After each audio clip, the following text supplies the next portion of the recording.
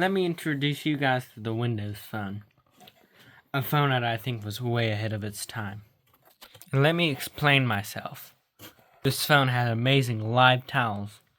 Tiles that you can group together and move into separate folders and shrink to your liking, which I think is pretty cool.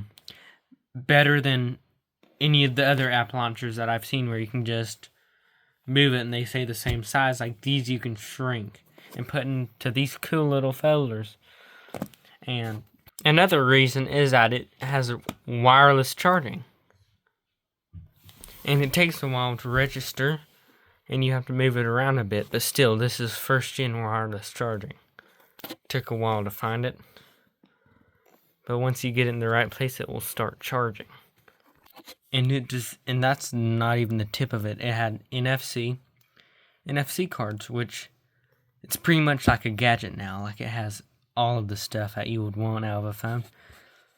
It has hotspot, battery saver, kids corner, pretty much everything that the phones around that time had, like Androids and stuff.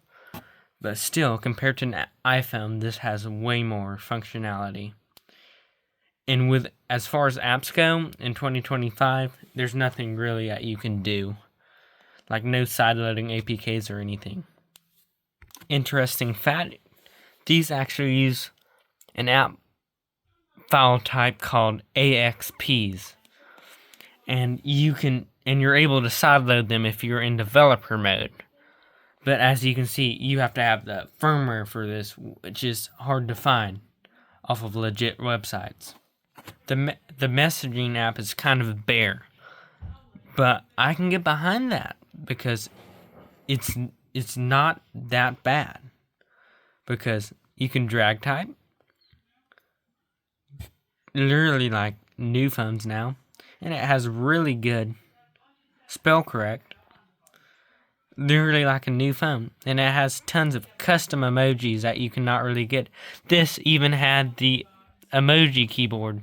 But if it's any other phone other than the iPhone, it will have bloatware. As you can see, hilariously, we have NFL Mobile. And we have a lot of other stuff.